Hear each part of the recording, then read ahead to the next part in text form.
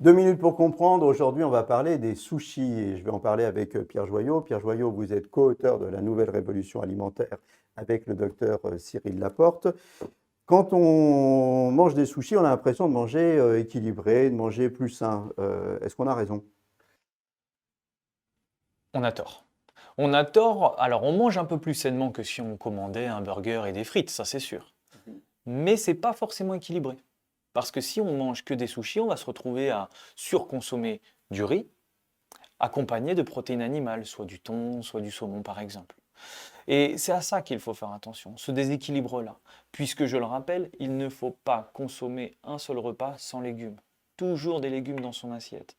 Et le piège dans lequel on peut tomber lorsque l'on consomme des sushis, c'est celui-là. D'autant plus que l'on va ajouter les sauces. Sauce soja sucrée ou salée. Donc déjà, on va plutôt privilégier la salée. Et ensuite, on va faire attention. Lorsque l'on va commander, on ne va pas se concentrer exclusivement sur une consommation de sushis. On va peut-être aussi se tourner vers simplement du poisson cru, essayer de voir ce qui est proposé. Et on va aussi indispensablement commander des légumes au sein de l'endroit où on commande. La salade de choux, par exemple. Alors, donc, on limite les sushis, on prend plutôt des sashimi, on prend de la salade de choux avec, les salades d'algues aussi, hein, qui sont proposées, elles sont bonnes, ça? C'est très bien, les Oui. salades d'algues, elles contiennent énormément de vitamine B9, très intéressant ça.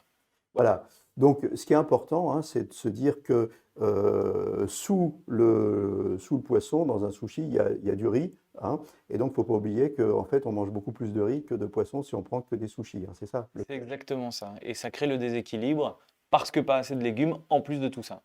Voilà, manger japonais le midi, c'est bon, mais si on ne tombe pas dans les pièges et si on met de l'équilibre dans son alimentation. À très bientôt pour un nouveau conseil santé.